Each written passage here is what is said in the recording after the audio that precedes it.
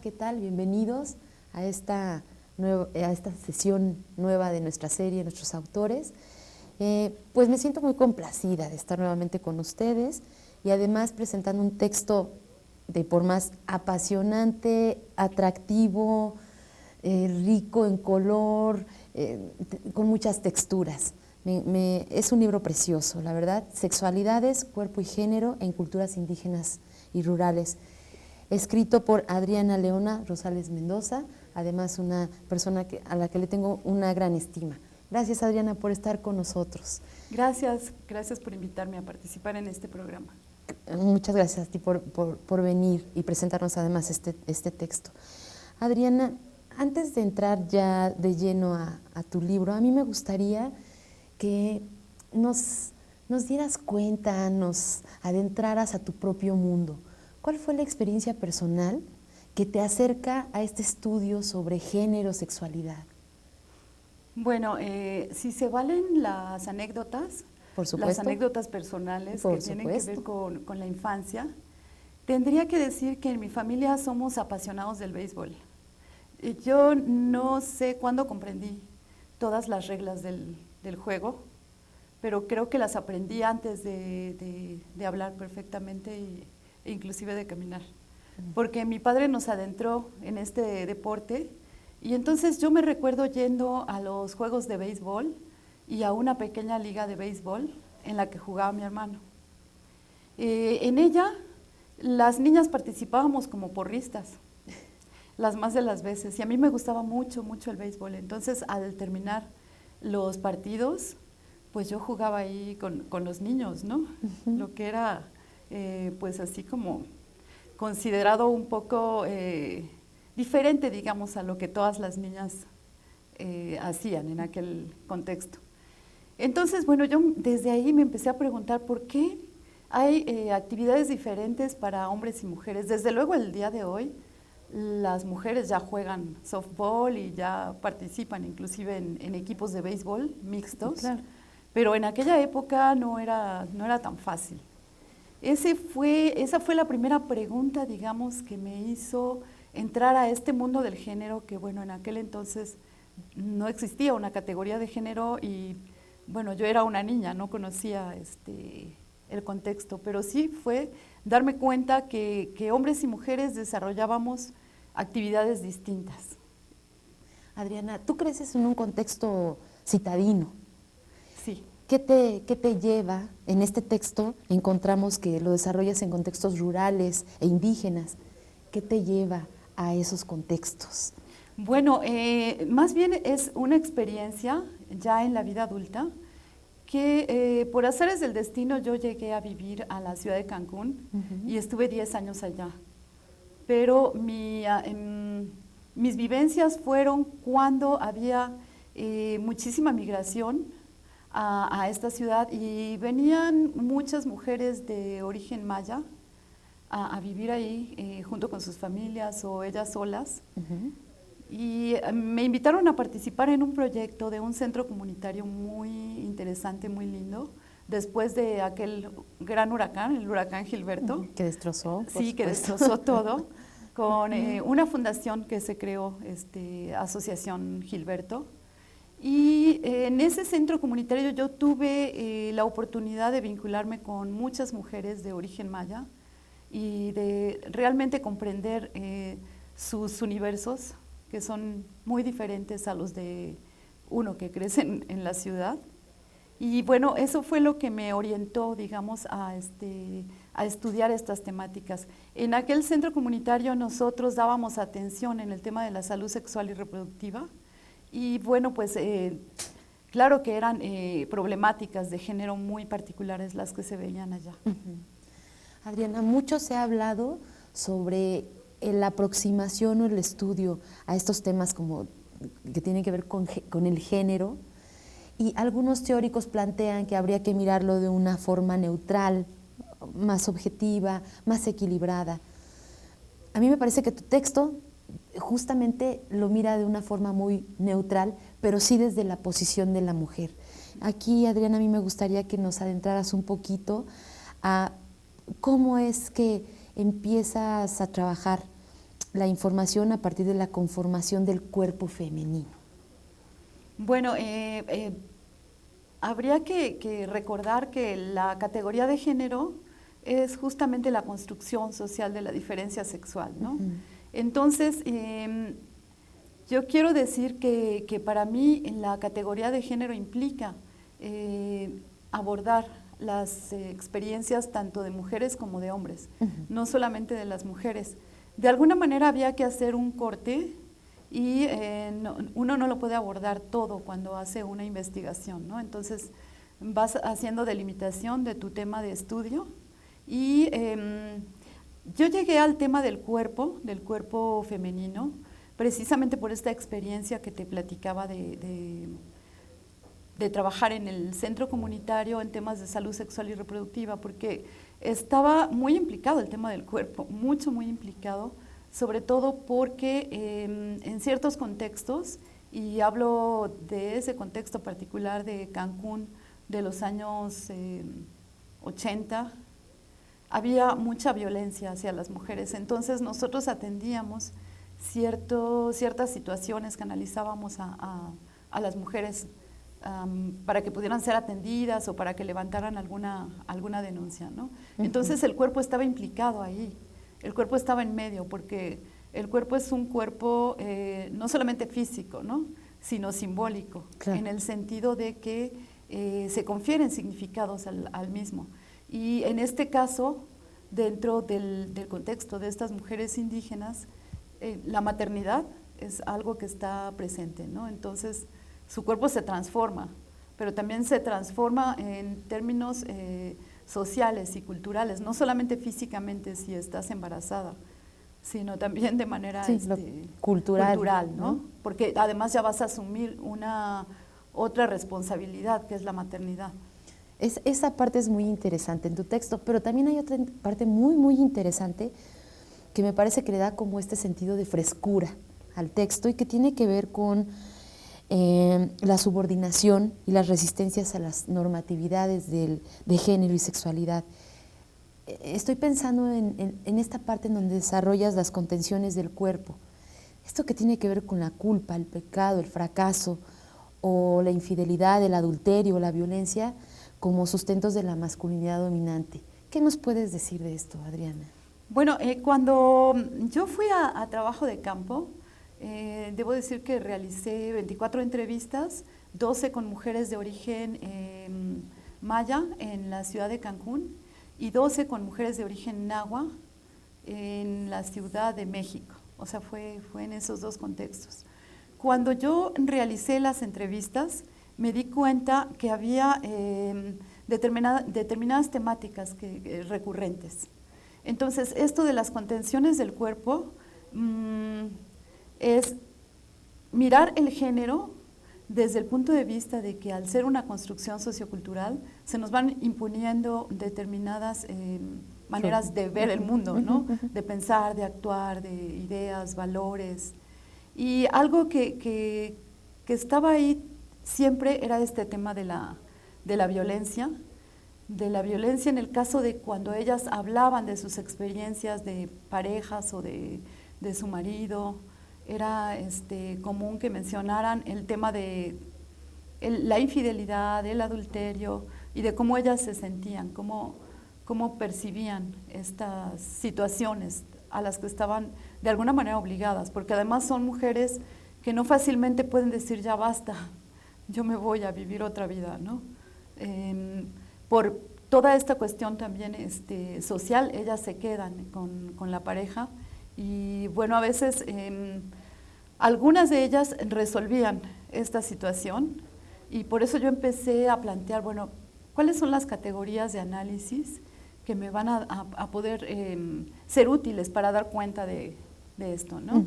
Entonces planteé, por un lado, que existen identidades dominantes, que son aquellas identidades de género de hombres o de mujeres, que son como las más representativas en nuestra sociedad, aquellas que se reproducen de manera más frecuente.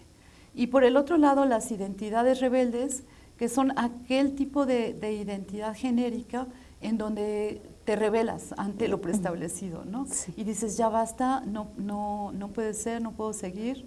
Inclusive en estos contextos donde las mujeres indígenas crecen, que son contextos en ocasiones bastante tradicionales, por decirlo de alguna manera, bueno, ellas siempre encontraban, estas mujeres en rebeldía encontraban formas y maneras de rebelarse, ¿no? ¿Poseen capacidad de elección estas mujeres? Bueno, esa fue una gran discusión en el contexto de la escritura del libro con algunos colegas, algunas colegas, porque generalmente uno puede decir que la identidad de género en las mujeres indígenas es una identidad de género más heterónoma o más dirigida, porque tiene que ver con los valores, las creencias, las costumbres de una comunidad indígena. Y una identidad de género más autónoma, pues tendría que ver con otras situaciones, a lo mejor las que vivimos las mujeres que somos profesionistas, que estamos en ciertos contextos académicos o que tenemos otras oportunidades simplemente, ¿no? Pero dentro de todo esto yo creo que sí, que las mujeres indígenas, aún en esos contextos en donde muchas de las situaciones y de las experiencias están permeadas por ese mundo comunitario, pues ellas tienen esa capacidad de elegir y de decidir, ¿no? Sobre ellas mismas, sobre sus cuerpos. ¿Tiene implicaciones culturales, supongo, a veces graves? Sí, puede ser. Mira, por ejemplo, yo me encontré con casos de mujeres que dijeron, a ver, yo ya no quiero tener más hijos. Mi marido y aquí en la comunidad dicen que yo debo tener todos los hijos que Dios me mande. Pero ¿qué hago? Entonces, fui con el médico del centro de salud y le dije que cuando naciera mi hijo me operara y dijera que había sido cesárea. Es como una verdad piadosa, ¿no? Pero en ocasiones son como los recursos que ellas utilizan para tomar esa decisión por ellas mismas. Es un poco difícil.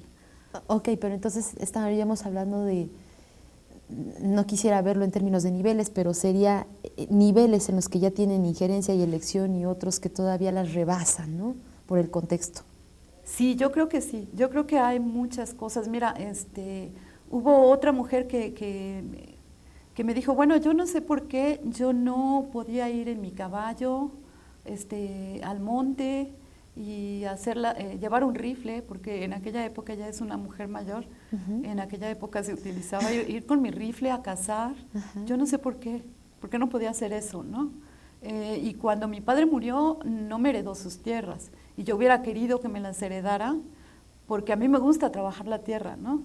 Entonces ese es el punto al que llegan, un poco como lo que yo llegué con la anécdota que contaba del béisbol, pero pues es lo mismo, ¿no? Claro. Que ellas llegan a darse cuenta que pues no existen una completa igualdad, ¿no? Entre hombres y mujeres. Es una reflexión autónoma, entonces, sí, las que ellas han tenido. De hecho, sí. Y otras mujeres, por ejemplo, mujeres de las que yo denomino mujeres que entraron en rebeldía o que ejercieron esta identidad. Una mujer de origen nahua que vino a trabajar a la Ciudad de México como empleada doméstica y que después de vivir aquí y de ver que bueno, las cosas no eran tan lineales como se las habían planteado, ella regresa a la comunidad y en algún momento le dice a su hermano, oye, sírveme de comer y me planchas la camisa. Y ella dice, no, eso no lo voy a hacer, porque, o sea, tú puedes hacerlo y yo ya aprendí que los hombres y las mujeres somos iguales. y tenemos igualdad de derechos, entonces no lo voy a hacer. Y entonces, bueno, sí se generó también ahí un conflicto, pero finalmente ella tomó esa decisión de cortar, ¿no? Adriana, hay un texto que habla sobre el empoderamiento de las mujeres. Esta palabra que además ha sido por más discutida, empower, existe, no existe, bueno, pero en términos de engrandecerte, ¿crees que las mujeres que estuvieron contigo en esta investigación, que te dieron tanta información valiosa, les haya repercutido, se hayan empoderado? Bueno, yo creo que sí se empoderan. Yo creo que de alguna manera el que tú llegues y preguntes determinadas cosas les sirve para reflexionar sobre su vida, sobre lo que han hecho y lo que están haciendo, ¿no? Tengo también otra anécdota muy, muy curiosa, que en una ocasión estaba yo realizando una de las entrevistas con las mujeres mayas y entonces yo le preguntaba, bueno, pero ¿cómo es? O sea, ¿cómo es tu vida sexual? ¿Cómo te llevas con tu pareja? Y entonces me dijo, bueno, a ver, ¿y tú? ¿Y tú qué haces? ¿Y tú cómo te llevas con tu pareja? ¿Y a ti qué te pasa y qué te sucede? ¿No? Entonces yo me quedé un poquito sorprendida, pero creo que sí, creo que es esa reflexión que tú propicias y que en algún momento dado, esa fue una situación de empoderamiento de ella frente a una investigadora que, bueno, aunque yo las conocía porque había ido varias veces a estar con ellas, pues no eres alguien muy conocido, digamos. Claro. ¿No? Para mí es una situación de empoderamiento y que provoca un diálogo entre el investigador y el investigado. Eso es lo más interesante, se da un diálogo, ¿no? Adriana, hay una parte bellísima en tu texto cuando hablas sobre la metáfora de los ojos de venado. ¿Nos puedes contar sobre esa metáfora? Sí, mira, esta es una historia muy, muy linda, de una mujer también de origen maya. Ella es una mujer mayor y en uno de los relatos me empezó a contar que a ella le gustaban mucho los venados, pero le gustaba mucho más bien comer el venado cuando su papá llegaba y su mamá lo preparaba, ¿no? Uh-huh. Entonces, que su papá se iba al monte a cazar el venado y regresaba con el animal y lo ponía en una mesa para ser preparado para su consumo, ¿no? Entonces, después de que el venado estaba listo para comer, ella lo primero que hacía era comerse los ojos del venado. Y su papá le decía, ya no comas tantos ojos de venado porque te van a echar el ojo. Te van a echar el ojo los hombres y luego no vas a saber qué hacer. Uh-huh. Pero entonces ella decía, no, a mí me gusta mucho y me gustó mucho comer los ojos de venado todo el tiempo hasta la fecha. Ella, en el momento que yo la entrevisté, era una mujer de aproximadamente 60 años y decía hasta la fecha, los hombres me tienen echado el ojo. Aquí en Cancún, hombres de diferentes nacionalidades, japoneses, norteamericanos, mexicanos, todos me tienen echado el ojo y me persiguen y me vienen a ver. Y jóvenes, decía, y jóvenes. Además. Entonces, de ahí surgió este apartado sobre la metáfora de los ojos de venado. Porque es una metáfora en el sentido de que ella le confiere un significado a los ojos, ¿no? Claro, la capacidad de hacerla atractiva frente a los hombres. Es que es maravilloso. Cuando yo lo leí, yo dije, esto es realismo mexicano. Sí. Realismo mágico. Eso es. ¿No? Realismo mágico. Adriana, háblanos un poquito a partir de esta información que también es bien atractiva sobre noviazgo, seducción entre las mujeres mayas. Bueno, mira, en el contexto de Cancún, porque son mujeres de origen rural, pero que se van a vivir a un contexto urbano. Entonces, las situaciones se van modificando, van cambiando. Lo que yo encontré en el tema de la seducción es que ya no era tanto como en sus pueblos, digamos, ¿no? Uh-huh. En donde pues ellas están ahí esperando a que llegue el hombre y hable con los padres de manera más formal para poderse visitar, para poderse ver. Generalmente lo que me han referido es que realizan 3 visitas previas a la unión o matrimonio, ¿no? En donde las familias se conocen, se llevan una serie de regalos a la familia de la mujer y bueno, así se establece el vínculo. En el caso de las mujeres de Cancún, y bueno, dependiendo también de la edad, porque ahí como que varía mucho, ¿no? Se transforma. Pues yo encontraba que ellas ya habían como obtenido otro tipo de vínculos con los jóvenes. Entonces, bueno, iban al cine, se veían con el novio ahí. A veces no lo presentaban a la familia hasta después de mucho tiempo. En el caso de que se diera una relación formal, digamos, para la unión o matrimonio, pues a veces era realizar solamente una visita a casa de la novia y para que las familias se conocieran y pedir una pizza o algo así, como más informal, ¿no? Claro. Para muy moderno ya.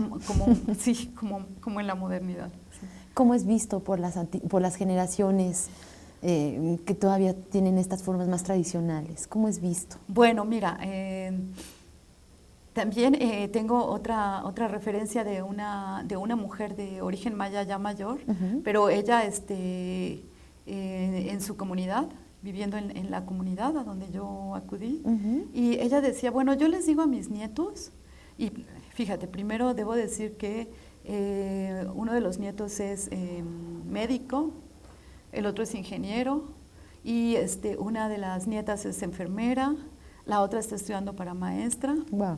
Entonces, en un contexto de un municipio que es indígena netamente y que es muy pobre. Ella dice, yo les digo a mis nietos que ya se pongan a trabajar. O sea, ¿cómo que están yendo a la escuela? ¿Cómo que están estudiando? ¿Cómo que están trabajando en eso? No, los hombres tienen que ir a la milpa a trabajar y las mujeres tienen que ir a la casa a bordar o a urdir hamacas. Entonces, para esa mujer y para muchas mujeres de ese contexto, no es trabajo. No es trabajo que la persona vaya a la escuela o que sea un profesionista, ¿no? Es trabajo hacer lo que está signado, digamos, en la comunidad, que es un trabajo. Qué interesante. Sí, sí, sí. Como que se apropien de esos roles. Claro, ¿no? Sí. Adriana, en la mayoría de textos que abordan este tema de género, está como muy clara la relación o el vínculo, el puente entre el sexo y el género, ¿no? Pero pocos textos abarcan esta parte que tiene que ver con el cuerpo. ¿Cómo lo abordas tú? ¿Cuál es el aporte más importante? Bueno, sí, estamos muy acostumbrados a pensar el género en función del sexo, ¿no? Entonces, nosotros en la tradición occidental pensamos que si nacimos con un cuerpo de mujer, pues entonces nuestra identidad de género es femenina, y si nacimos con un cuerpo de hombre, nuestra identidad de género es masculina. Y no hay más, ¿no? Aquí, precisamente yo creo que la riqueza de los conceptos que planteo en cuanto a identidades de género dominantes e identidades de género rebeldes es esa, que da muestra de la gran diversidad de formas que las personas en diferentes contextos tenemos para ejercer esa identidad de género. O sea, que la identidad de género es dinámica, se puede mover, se puede modificar, no es algo que ya tenemos y que ya adquirimos desde el momento de nacimiento, ¿no? Sino puede ir cambiando. ¿Para quiénes está dirigido este texto, Adriana? Bueno, este texto está dirigido para todos aquellos que quieran adentrarse en las temáticas de género, sexualidad, cuerpo. De hecho, hay algunos capítulos que son más bien teóricos, en donde se plantea como la conceptualización de lo que es género, de lo que se entiende por cuerpo, de qué es sexualidad, cuál es la diferencia con sexo. Y después es un texto, digamos, desde una visión antropológica y desde también una perspectiva diacrónica. ¿Por qué? Porque hay capítulos que dan cuenta de la arqueología del cuerpo, o sea, de cómo se fue concibiendo en culturas indígenas, mesoamericanas y durante la colonia, todas las representaciones acerca del cuerpo y que se vinculan directamente con la sexualidad y con la construcción de la identidad de género. este texto, ¿qué aporta a los hombres? Bueno, yo creo que cosas, ¿no? Que muchas cosas como para reflexionar, para pensar. En la última parte del texto hay varios testimonios de mujeres en donde hablan de los hombres, algunas de manera amorosa, pero otras de manera con mucha rabia, con mucho coraje, porque estaban enamoradas de su hombre y de repente el hombre pues les malpagó, como decimos, ¿no? Entonces hay muchos datos sobre este tema de la violencia, que yo creo que es algo para tener en cuenta, y una cuestión que yo siempre señalo es que este tema de género es de hombres y de mujeres, no solamente de mujeres, ¿no? Adriana, ¿qué es lo más fresco, el aporte más fresco, más nuevo, más innovador que tú consideras que está inserto en este texto? Que además es un recuento sociohistórico, cultural, de cómo se ha venido construyendo esta idea de género, ¿no? De la sexualidad. Pero desde tu punto de vista, ¿cuál es lo más nuevo, lo más fresco? Bueno, yo creo que el haber estudiado y rastreado de dónde provienen ciertas concepciones en torno al género y la sexualidad es como la aportación fundamental, ¿no? El ir a ver en el periodo mesoamericano o en el periodo colonial, qué pasaba, cómo se concebía el género, cómo se concebía el cuerpo, y cómo de alguna manera esas concepciones podían estar presentes todavía en la actualidad, ¿no? Okay. Te pongo solamente un ejemplo. Hay una ceremonia en la cultura maya que se llama el Hetzmek, y que es una ceremonia para adentrar a niños y niñas en los ámbitos masculino y femenino. Entonces, en las niñas se realiza a los 3 meses, porque tiene que ver con las 3 piedras del comal, okay. Y en los niños a los 4 meses, porque tiene que ver con los 4 puntos de la milpa. Adriana, ya ves, se nos fue el tiempo, nos quedamos siempre cortos, está apasionante el texto, yo los invito a que se acerquen a él, Sexualidades, Cuerpo y Género en Culturas Indígenas y Rurales, de Adriana Leona Rosales Mendoza. Apasionante, de verdad. Muchas gracias por estar con nosotros. Gracias. Nos vemos en la próxima sesión. Gracias. Hasta luego.